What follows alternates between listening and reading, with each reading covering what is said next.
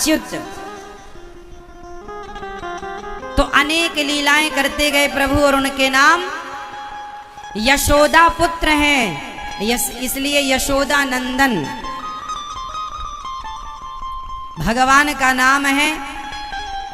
अब उनका एक नाम है सीतापति। सीतापति नाम क्यों पड़ा? क्योंकि वो सीता मैया के पति हैं। उनका एक नाम है, हम लोग कहते हैं सियावर रामचंद्र की, जो सिया के वर हैं, उनका एक नाम पड़ा सियावर। क्या नाम पड़ा? सियावर। हाँ, तो भगवान के नाम कितने हो गए? वो जगत के नाथ होने से उनका नाम पड़ा जगन्नाथ। बिहारी जी का मतलब क्या है? बिहारी जी, वृंदावन में बिहारी जी, बिहारी जी का मतलब क्या है? बता। बिहारी जी का मतलब है, पूरा नाम है श्री बांके बिहारी लाल की जय। तो बांके मतलब क्या होता है?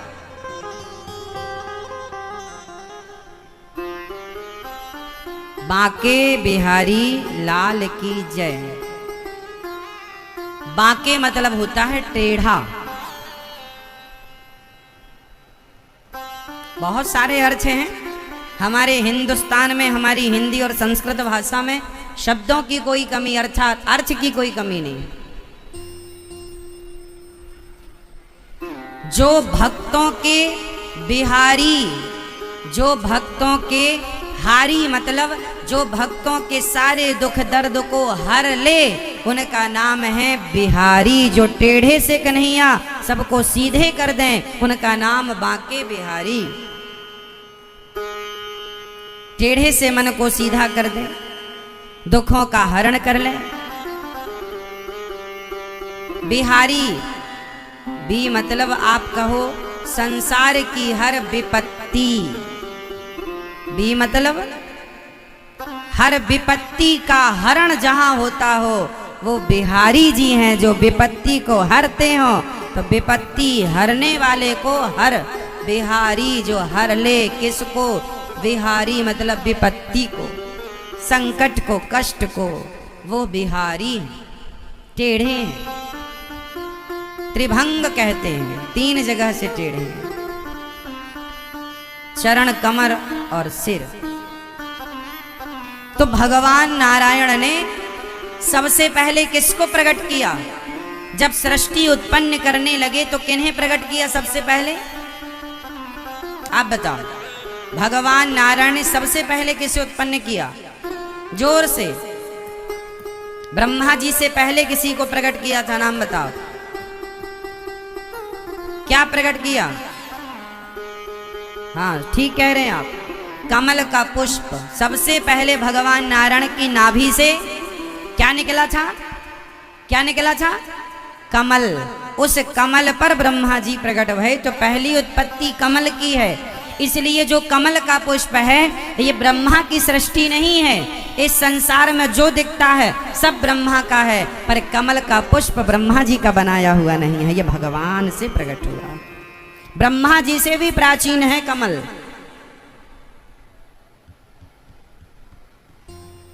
है ना?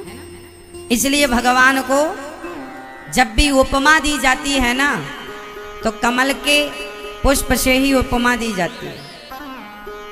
नील कमल, ठाकुर जी की आंखें हैं कमल जैसी, है ना? कमल, तो कमल से उपमा भगवान की, क्योंकि उससे सुंदर फिर कुछ नहीं है, बाकी सब ब्रह्मा का बनाया हुआ।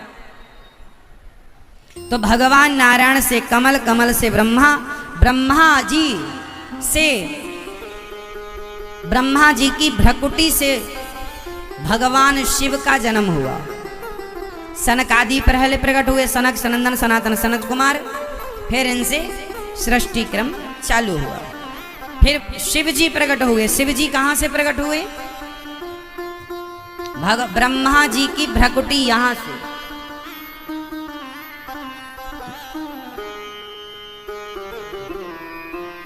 मस्तक जो हमारा नासिका के ऊपर का भाग भ्रकुटी इसे कहते हैं, जहाँ तीसरा नेत्र होता है शंकर जी का, वहां से शंकर जी ब्रह्मा जी से प्रकट हुए और ब्रह्मा जी से शंकर जी प्रकट हुए। बाद में फिर मनु और शत्रुपा प्रकट हुए। बाद की चर्चा हम आपको आगे सुनाएंगे। तो जो परमात्मा सृष्टि उत्पन्न पालन संहार करने वाले हैं, हम उस परमात्मा को नमस्कार। भगवान तीन प्रकार से काम, एक ही तीन भागों में विभक्त हो गए। भगवान नारायण ही विष्णु हो गए, वह ब्रह्मा हो गए, वह शिव, तीन हो गए। क्योंकि काम तीन थे, एक सृष्टि उत्पन्न करेंगे, एक पालन करेंगे, एक संहार। तो बताइए सृष्टि उत्पन्न करने का काम किसे मिला? सृष्टि उत्पन्न करने का काम किसे मिला था आप बताओ? ब्रह्मा जी को। पालन करने का काम विष्णु जी को, और संहार करने का काम किसको? बताओ, संहार करने का काम किसको मिला था? शिव जी को। तो तीनों को मिलाया तो क्या हो गया? तीनों को मिलाने से हो गया गॉड, GOD, गॉड। ब्रह्मा विष्णु महेश को मिलाने से क्या बनता है? God. G generator, O operator, D destroyer. तीनों का फुल फॉर्म गॉड। यहीं से दुनिया ने जाना कि गॉड किसे कहते हैं। तीनों से एक एक गॉड, GOD, गॉड। सृष्टि उत्पन्न करने वाले, पालन करने वाले, संहार। तो जनरेटर कौन कहलाए फिर? Generator Brahma, operator destroyer Shiva, Brahma Vishnu Mahesh. अब प्रश्न ये खड़ा हुआ कि क्या भगवान एक थे, एक हैं, तो तीन होने की क्या जरूरत थी? एको हम बहुश्यामा, मैं एक से बहुत हो जाऊं, ऐसा भगवान का संकल्प हुआ। अच्छा सुनो, बिजली कितनी होती है? उत्तर दो फटाफट। मैया, दादाजी सो रहे हैं क्या? हाँ हाँ सो रहे थे।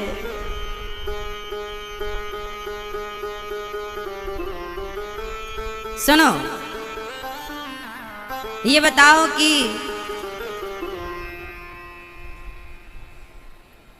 एक भगवान थे तो अनेक क्यों हो गए? बिजली कितनी होती है? बिजली कितनी होती है? बिजली कितनी होती है? बिजली दो, कौन कौन सी? बिजली कितनी होती है? बिजली एक होती है। एक ही बिजली तीन फेसों में डिवाइड होती है, फेस 1, फेस 2, फेस 3। बिजली एक ही है। वह एक बिजली बड़े पावर, छोटे पावर, मीडियम पावर में विभक्त हो जाती है। आप बड़ा ट्रांसफार्मर, बड़ी जो बिजली है वो 240 में कन्वर्ट करने के लिए ट्रांसफार्मर लगा दीजिए, आप कन्वर्ट हो जाएगी। तो बिजली एक होती है, पर एक बिजली से, एक तार से आपके घर की लाइट नहीं जलेगी, इसलिए तीन फेस में डिवाइड किया गया। तीन फेस को डिवाइड किया गया क्योंकि मशीन 3 फेस की होती हैं, ज्यादा पावर चाहिए मशीनों को, तो 3 फेस। जैसे एक बिजली होती है, मैन पावर एक है, पर वो व्यवस्था के लिए 3 भागों में डिवाइड हो जाती, फेस 1, फेस 2, फेस 3। आपने भी घर के आगे तार 3 देखे होंगे, अर्थ सहित 4। उसी तरह ईश्वर एक है, पर बिजली जैसे व्यवस्था के लिए 3 भागों में डिवाइड हो गई, 3 तारों में, 3 फेसों में, उसी प्रकार ईश्वर भी 3 फेस में डिवाइड हो गए व्यवस्था के लिए। ब्रह्मा विष्णु महेश, एक उत्पन्न, एक पालन, एक संहार के लिए। क्योंकि तीनों के पावर भगवान हैं, और भगवान ही ब्रह्मा, भगवान ही विष्णु, भगवान ही नारायण। एक व्यक्ति व्यवस्था के लिए 3 भागों में भगवान ने अपने आप को विभक्त कर लिया, एक ही 3 हो गए। आप ये ना सोचें कि 3 अलग अलग, नहीं, एक ही 3 कहलाए। चूंकि जो उत्पन्न करने लगे उसे हम ब्रह्मा नाम दे दिए, जो पालन करने लगे उसे हमने विष्णु नाम दे दिया, जो संहार किया उन्हें हमने शिव नाम दिया। जबकि शिव और नारायण 2 नहीं है, शिव और नारायण और विष्णु 2 नहीं है, नारायण और ब्रह्मा 2 नहीं है, एक तत्व है। एको ब्रह्म द्वितीयो नास्ति ईश्वर, इस छोटी सी बात पर लेकर लोग इतने कंफ्यूज हैं कि पूछो मत। कोई लोग कहता ब्रह्मा अलग, कोई कहते हैं परमात्मा अलग है, ईश्वर अलग है, ब्रह्म अलग है। एक ही है, नाम अलग अलग है। काम अलग होने से नाम अलग हो गए। जैसे आपका नाम क्या है? आपका नाम बताओ। हाँ, क्या नाम है? विनय। आपका नाम विनय है। आपका नाम क्या है? सार इसलिए सुनाता हूँ क्योंकि मैं चाहता हूँ कि आपको भी आत्मज्ञान हो जाए, आत्मबोध हो जाए। और वो आत्मबोध किस्से कहानियों से कहीं अलग होता है। इसलिए कई लोग हमसे कहते हैं कि आप कथा कम सुनाते हैं। क्या करें साहब, कथा आप सबको पता ही है कि ध्रुव जी कौन थे, प्रहलाद जी कौन थे। कथा किसे नहीं रटी, सबको रटी है। कथाएं सुनते सुनते तो आपकी उम्र चली आ रही है, लेकिन क्या आत्मबोध हुआ? क्या आत्मज्ञान हुआ? वो आत्मज्ञान जो इंद्र के सिंहासन से श्रेष्ठ है, वो आत्मज्ञान जो कुबेर के धन से श्रेष्ठ है। तुम धन ले लो, हमसे कुबेर कह रहे हैं सारा आत्मज्ञान के बारे में ना पूछो। ऐसा ज्ञान भागवत जी में भरा पड़ा है। बस वो ज्ञान धारण करने वाला श्रोता चाहिए। जैसे शेरनी का दूध, शेरनी का दूध सारे बर्तनों में ठहरता नहीं है। शेरनी का दूध किस बर्तन में ठहरता है बताओ? शेरनी का दूध यदि लोहे के बर्तन में दोहा जाए तो लोहा फाड़ देता है, चांदी के बर्तन में दोहा जाए चांदी फाड़ देता है, यदि तांबे और पीतल के बर्तन में दोहा जाए फाड़ देता है। शेरनी का दूध ठहरता है तो केवल स्वर्ण गोल्ड के बर्तन में, गोल्ड के पात्र में, केवल स्वर्ण के बर्तन में। स्वर्ण जैसी शुद्धि होनी चाहिए, पवित्रता होनी चाहिए, तब उस शेरनी के दूध को धारण किया जा सकता है। उसी प्रकार आपका हृदय पवित्र होना चाहिए विषय वासनाओं से, तब जाकर आत्मज्ञान धारण कर सकते हैं आप लोग। वरना वो आत्मज्ञान दे तो दूंगा मैं, दे तो देंगे हमारे शास्त्र वेद पुराण ऋषि मुनि गुरुजन, लेकिन ठहर ना पाएगा क्योंकि वो पात्रता नहीं है, क्योंकि वो पात्रता नहीं। एक परिभाषा मैं आपको दूं आत्मज्ञान की, बाकी आप समझ लेना। जो आत्मज्ञानी होता है वो कैसा होता है, मैं उसको परिभाषित कर दूं। जो आत्मज्ञानी होता है वो व्यक्ति संसार की परिस्थितियां, संसार का वातावरण उसे प्रभावित नहीं करता। कैसे? जैसे किसी का बेटा भगवान के घर चला गया, किसी की पत्नी भगवान के घर चली गई तो लोग रोते हैं, मेरा बेटा चला गया, मेरी पत्नी चली गई, लोग रोते, माथा पीटते हैं, रोते हैं। लेकिन एक भक्त थे अपने देश में, नाम था नरसिंह मेहता। सुना होगा, मायरा भी सुना होगा। नरसिंह मेहता जी के बेटा जवानी में मर गया। कुछ दिन बाद नरसिंह मेहता जी की पत्नी चल बसी। जब नरसिंह मेहता जी का बेटा मरा, जवान बेटा, तो नरसिंह जी रोए नहीं। उनसे पूछा कि आप रोते नहीं हैं? तो उन्होंने कहा मैं कैसे रोऊं? क्यों? अरे आपका बेटा। नरसिंह जी हंसे, बोले आप कह रहे हैं मेरा बेटा, मैंने कभी उसे अपना माना ही नहीं था। बेटा को क्या, ये शरीर भी हमारा नहीं है, ये शरीर भी एक दिन जलकर भस्म हो जाएगा। शरीर जब हमारा नहीं है तो बेटा हमारा कैसे हो सकता है? सब कुछ भगवान का था, भगवान ने अपने पास बुला लिया। मतलब आज का आदमी रोता है, माथा पीटता है, छाती पीटता है जिसके लिए, उसके लिए एक भी शोक नहीं। अरे रोएंगे तो लाभ क्या है? आ जाएगा मरा हुआ। हर परिस्थिति में सम रहना, प्रसन्न रहना। क्यों वो ऐसे थे? क्योंकि उन्हें आत्मज्ञान था। क्यों थे वो ऐसे? क्योंकि उन्हें आत्म बोध था। मीराबाई के पति मर गए भोजराज, तो तो लोगों ने कहा रो लो, तुम्हारे पति मर गए हैं, तुम विधवा हो गई हो। मीरा बोली राम राम, मैं कभी विधवा नहीं हो सकती। अरे पति मरा, रोती नहीं हो? मीरा बोली मैं क्यों रोऊं? अरे तेरा पति मर गया। मीरा ने कहा मेरा पति कभी मर ही नहीं सकता, ऐसे वर को क्या बरूं जो जन्मे और मर जाए। बरिए वर गोपाल को मेरे चुन लो अमर कर जाए। मैंने ऐसे वर को बरा ही नहीं जो जन्म ले और मर जाए। हर परिस्थिति में वो प्रसन्न है, खुश है। क्यों? ऐसा कैसे संभव है? ऐसा तब संभव होता है जब व्यक्ति आत्मबोध को प्राप्त हो जाए, आत्मज्ञान को प्राप्त हो जाए। आत्मज्ञान का तात्पर्य ये होता है कि अपने भीतर ही सब दिखाई पड़ जाए, अपने चित्त में गोविंद का दर्शन हो जाए, अपने भीतर परमात्मा दिख जाए। बाहर की जरूरत नहीं है, बाहर की जरूरत नहीं।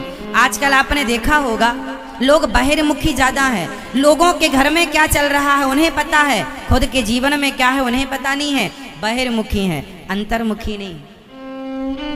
आजकल आपने ट्रेन में, फ्लाइट पर सीट देखी होगी, जो विंडो सीट होती है ना, जो खिड़की वाली सीट होती है, वो ज्यादा महंगी होती है और हर व्यक्ति लगभग उस सीट पर बैठना चाहता है। बताओ क्यों? चाहे फ्लाइट की टिकट हो, उसमें यदि आप अलग से बुक कराएंगे तो उसका अलग चार्ज देना पड़ता है, विंडो का, सीट का। क्यों? खिड़की वाली सीट पर सभी बैठना क्यों चाहते हैं बताओ? क्योंकि वो कहां देखना चाहते हैं? बाहर। बाहर देखना है उन्हें, बस उन्हें भीतर नहीं देखना है। उन्हें बाहर से मतलब, उन्हें भीतर से मतलब नहीं। अरे संसार के 90%, 90 नहीं 99% लोग ऐसे हैं जो बाहर से मतलब रखते हैं। बस 1% लोग ऐसे हैं जो बाहर से नहीं, भीतर से, अपने से मतलब रखते हैं। और जो अपने में मतलब रखे, अपने से, वही है आत्मज्ञानी, वही है अंतर्मुखी। और ऐसे लोग करोड़ों में कोई एक होगा। 140 करोड़ की आबादी वाले देश में शायद 140 लोग ऐसे ना हो, शायद हो। इसलिए आत्मबोध, आत्मज्ञान कैसे होगा? सत्संग करते जाइए। धीरे धीरे संसार जैसे कच्चा आम पेड़ को पकड़ के रखता है, पर वही आम जब पक जाता है तो पेड़ से छुड़ाना नहीं पड़ता, वो अपने आप छूट जाता है। जब तक आपने संसार को पकड़ के रखा, पत्नी, पुत्र, परिवार, पैसा, समझ लो आप कच्चे हैं। और जिस दिन पक जाएंगे, आत्मज्ञानी हो जाएंगे, उस दिन छोड़ना नहीं पड़ेगा कुछ, सब अपने आप छूटता चला जाएगा। ये है परिपक्वता की परिभाषा। मीरा ने छोड़ा कुछ नहीं था, छूट गया। नरसिंह जी ने छोड़ा कुछ नहीं, छूट गया। तुलसीदास जी ने छोड़ा नहीं, छूटता चला गया। बस यही है आत्मज्ञान। जैसे ही जैसे कहते हैं जस जस भीगे कामरी तस तस भारी होए, बस जैसे जैसे आत्मबोध होता चला जाएगा वैसे वैसे संसार आपको फीका नजर आएगा।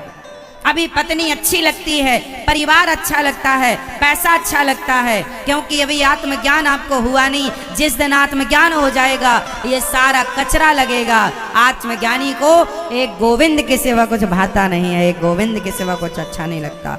आत्मज्ञान सदा प्रसन्न, बहिर्मुखी सदा दुखी, अंतर्मुखी सदा सुखी। ये आत्मज्ञान की परिभाषा जो कि अनमोल है, सबको नहीं दिया जाता, सबको नहीं मिलता। कैसे मिलता है? धीरे धीरे अभ्यास से आएगा, सत्संग से आएगा। करते रहिए सत्संग, एक दिन आप आत्मज्ञानी हो जाएंगे। जो आत्मज्ञानी हो जाता है फिर वो किसी से मतलब नहीं रखता। एक छोटी सी कथा और है, इसकी मैं आपको समझा दूं। एक बार वेद व्यास जी ने अपने पुत्र सुखदेव जी से कहा जाओ जनक जी से ज्ञान लेकर आओ। जनक जी के पास गए तो द्वारपालों ने द्वार पर रोक दिया, रुको। 1 महीने तक सुखदेव जी द्वार पर बैठे रहे, जनक जी का इंतजार करते रहे। सुखदेव जी ने कहा कब मिलेंगे? बोले 1 महीना हो गया, अब मिलेंगे तुम्हें। आज जनक जी से जब सुखदेव जी मिले तो जब सुखदेव भगवान और सुखदेव जी काम क्रोध को जीत चुके थे, एक बार एक संत जी जनक जी से मिले और जब जनक जी के पास बैठे वो आत्मज्ञान लेने गए थे, क्योंकि जनक जी बहुत बड़े आत्मज्ञानी थे।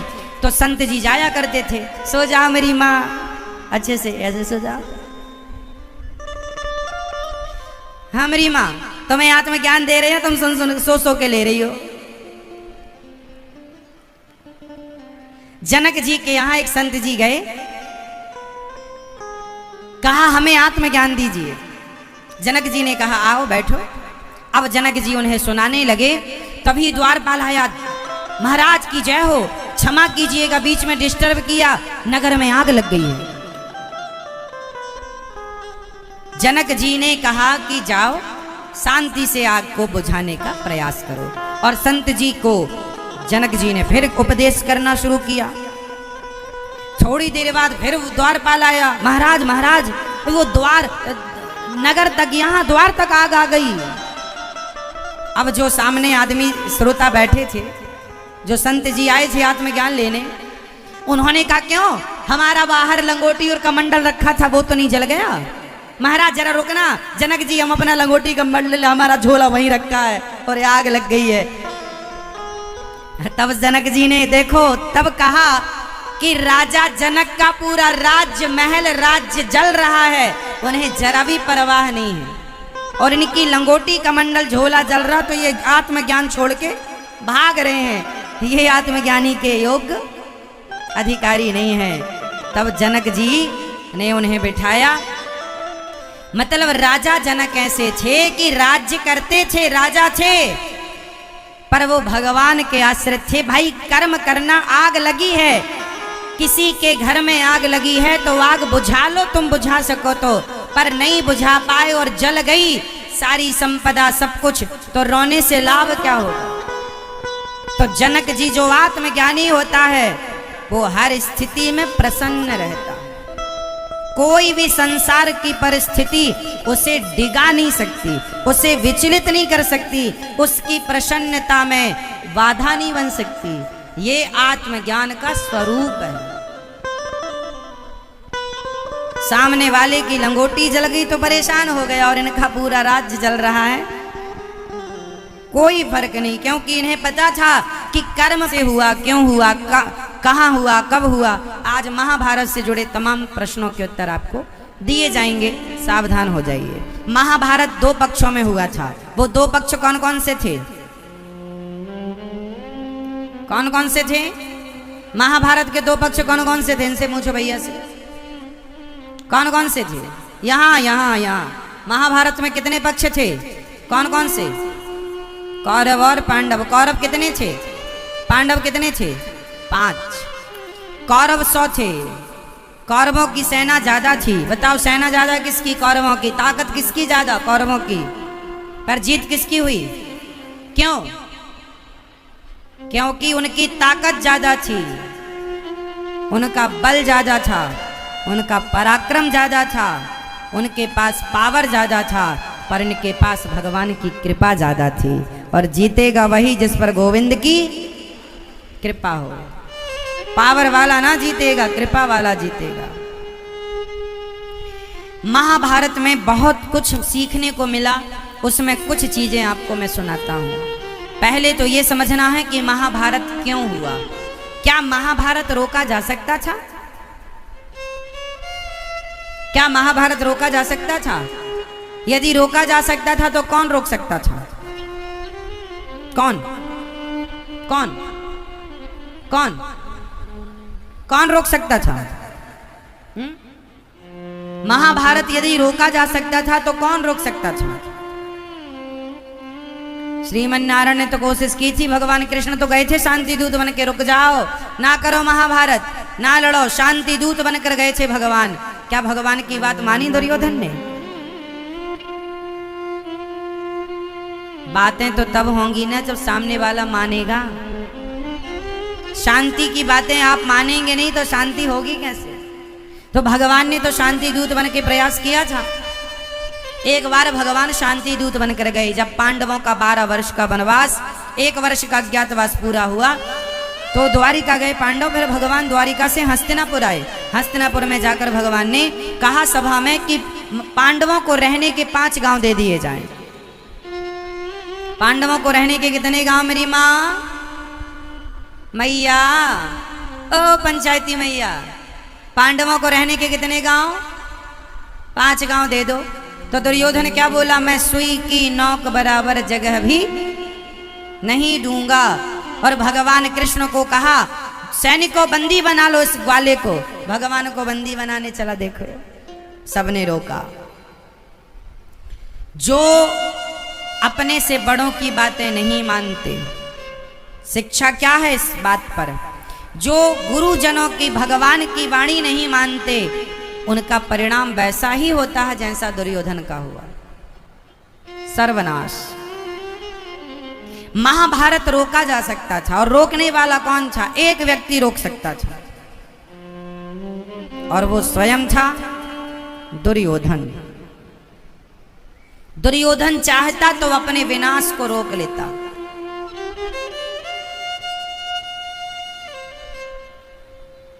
स्वयं चाहता तो रोक लेता, लेकिन स्वयं कैसे चाहता? क्योंकि स्वयं तो शकुनी के इशारों पर नाचता था। दुर्योधन को नचाता कौन था? शकुनी। शकुनी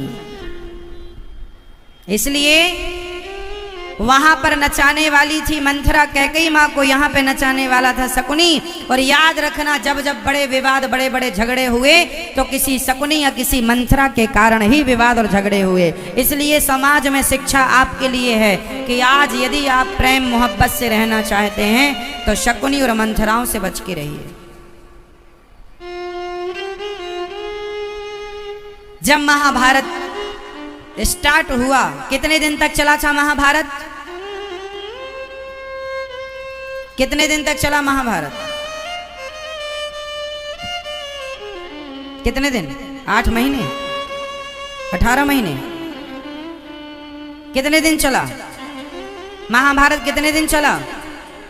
18 दिन, सिर्फ 18 दिन। कहां हुआ था महाभारत? कुरुक्षेत्र में। जब महाभारत स्टार्ट हो गया और उस महाभारत में इस तरफ से बाण, उस तरफ से बाण छोड़े जाने लगे, और तभी अपनों की लाशों से गुजरना पड़ा। थर थर कांप गए अर्जुन, कांप गए धर्मराज युधिष्ठिर। भगवान ने सांत्वना दी। और महाभारत के युद्ध में तो एक पड़ाव ऐसा भी आया जब द्रौपदी की आंखों में आंसू आ गए, और जब द्रौपदी ने कहा, गोविंद अब मेरी लाज आपके हाथ में है। तब भी आपने मेरी लाज बचाई थी जब मेरी साड़ी उतर रही थी, आज भी मेरी लाज आपके हाथ में है। भगवान बोले, द्रौपदी क्या हुआ, आज कौन सी मुसीबत आ पड़ी?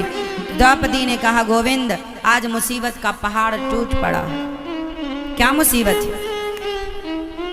क्या मुसीबत आ गई? क्या संकट आ गया? क्या हुआ द्रौपदी? तब द्रौपदी ने बताया कि गोविंद कल का युद्ध आखिरी युद्ध है। क्यों? भीष्म पितामह ने प्रतिज्ञा ले ली है कि कल मैं पांडवों को मार दूंगा या फिर मेरा युद्ध आखिरी युद्ध होगा। पितामह को मारने की ताकत पांडवों में नहीं है, और पितामह की प्रतिज्ञा अधूरी नहीं होती। उन्होंने कह दिया कि कल का युद्ध मेरा या पांडवों का अंतिम युद्ध होगा।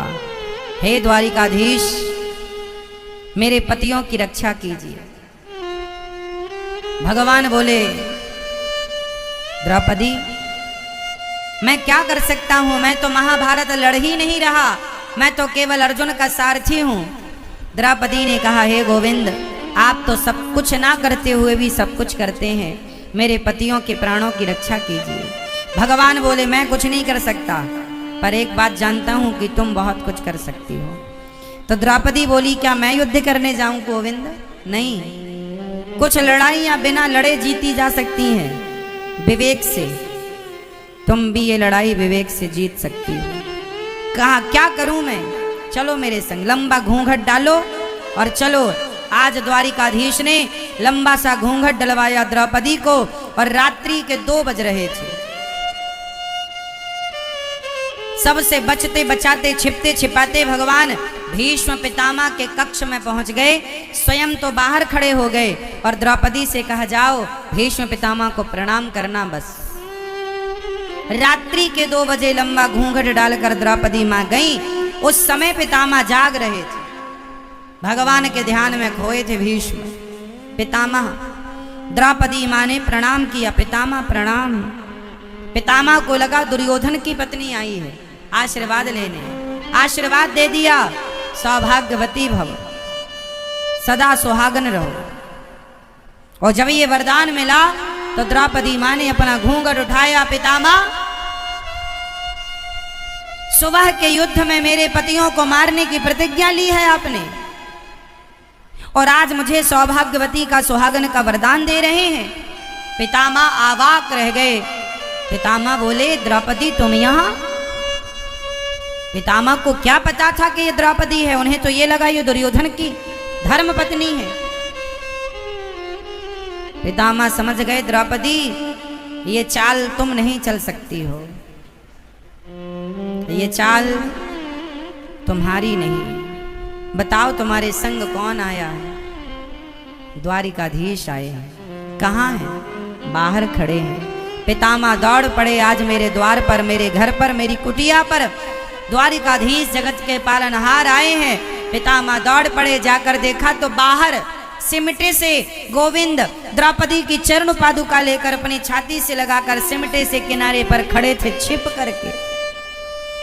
पितामह बोले, प्रभु आपको छिपने की क्या जरूरत है, और आपने ये चरण पादुका छाती से क्यों लगाई? किन की चरण पादुका है? भगवान ने सारा किया द्रौपदी की। तो द्रौपदी की चरण पादुका छाती से, आपके द्वार पर ये चरण पादुका यदि कोई सैनिक देख लेता तो वो कहता कि पितामह से मिलने द्रौपदी क्यों आई है? आप पर आरोप लग जाता कि आप पांडवों से मिले हुए हैं, इसलिए आप पर कोई दाग ना लगे आपके चरित्र पर पक्षपात का। इसलिए मैंने द्रौपदी की चरण पादुका छिपा ली, और पितामह भक्त की रक्षा के लिए उसकी चरण पादुका हृदय से क्या सिर से लगानी पड़े तो मैं सिर से लगाने को तैयार हूं। पितामह, पांडवों को आपने मारने की प्रतिज्ञा ली है। द्वारिकाधीश पितामह ने कहा, हे द्वारिकाधीश, जिनके रक्षक आप हैं उन्हें ये पितामह क्या मार सकता है? कल का युद्ध मेरा आखिरी युद्ध होगा। द्रौपदी प्रणाम करके पितामह को चल पड़ी। दूसरे दिन का जब युद्ध हुआ वह 10वें दिन का युद्ध था। वो कौन से दिन का युद्ध था? युद्ध के आज 10 दिन हो गए थे, और अर्जुन पर जो पितामह भीष्म ने बाणों की बरसात की, तो महाभारत में भीष्म पितामह ने प्रतिज्ञा ली, भगवान कृष्ण ने प्रतिज्ञा ली थी कि मैं अस्त्र शस्त्र नहीं उठाऊंगा, और पितामह ने कहा मैं आपको उठवा कर रहूंगा। जब बाणों की बरसात अर्जुन पर की तो रथ का पहिया लेकर द्वारिकाधीश दौड़ पड़े। पितामह, मेरे भक्त को एक भी बाण लगा तो खैर नहीं तुम्हारी। आज भगवान ने अपने भक्त की प्रतिज्ञा को बचाने के लिए, आज भगवान ने अपनी प्रतिज्ञा तोड़ दी, अपनी प्रतिज्ञा तोड़ दी, और समाज को एक मैसेज दिया। समाज को तो ठीक है, पितामह भीष्म को एक मैसेज दिया। भीष्म पितामह ने भी एक प्रतिज्ञा कर रखी थी। क्या? कि मैं हस्तिनापुर के इस राज्य सिंहासन पर बैठने वाले उस राजा की सदा रक्षा करूंगा जो इस सिंहासन पर बैठेगा, और इनके ही इशारों पर मैं चलूंगा। ये मेरी प्रतिज्ञा है। मैं कभी विवाह नहीं करूंगा, मेरी कोई संतान नहीं होगी, ये मेरी प्रतिज्ञा है। भीष्म पितामह, शांतनु इनके पिता, गंगा इनकी मां।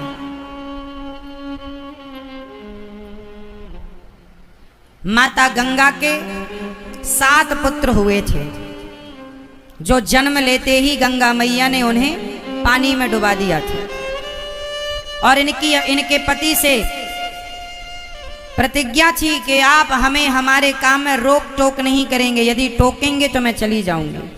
जब 8वीं संतान हुई गंगा की, वो थे पितामह, जब उन्हें लेकर पानी में डुबाने लगी तो उनके पति अर्थात शांतनु ने कह दिया कि ना देवी, इतना बड़ा राज्य सत्ता है, इसे चलाने के लिए कोई तो संतान चाहिए। तो पुत्र देकर के गंगा मैया चली गई। उसके बाद फिर गंगा मैया कभी नहीं आई। शांतनु का विवाह बाद में माता सत्यवती से हुआ और सत्यवती एक केवट की पालती हुई बेटी मानी जाती है। जन्म नहीं दिया उसने, पर उन्हें मिल गई तो पाला पोसा, तो अधिकार उन्हीं का था। तो जब शांतनु को सत्यवती पसंद आई और इनका जब विवाह हुआ तो एक शर्त पर विवाह हुआ था। शर्त यह थी कि मेरी बेटी से हुए बच्चे ही यहाँ के राजा बनेंगे। जब ये प्रतिज्ञा सुनी तो शांतनु ने विवाह करने से मना कर दिया, क्योंकि हस्तिनापुर के राजा बनने लायक भीष्म पितामह थे और भीष्म पितामह को ही हस्तिनापुर का सिंहासन मिलना था। लेकिन क्यों नहीं मिला जानते हैं? क्योंकि जब भीष्म पितामह के पिता का दूसरा विवाह हुआ तो उस लड़की के पिता ने शर्त रख दी कि मेरी लड़की मेरी बेटी से पैदा हुई संतान ही हस्तिनापुर की सिंहासन पर बैठेगी। यदि ये मंजूर है तब तो मैं अपनी बेटी का विवाह करूंगा आपसे। शांतनु ने मना कर दिया, मैं नहीं करूंगा फिर बेटी से विवाह आपकी। जब ये बात भीष्म पितामह को पता लगी तो भीष्म पितामह ने अपने पिता से कहा, पिताजी आप विवाह कर लीजिए, मुझे इस गद्दी पर बैठने का कोई लोभ नहीं है। तो फिर बात आगे बढ़ी कि ठीक है, आपकी बेटी से पैदा हुई संतान ही इस गद्दी पर बैठेगी। तो उन्होंने दूसरी प्रतिज्ञा रख दी सत्यवती के पिता ने।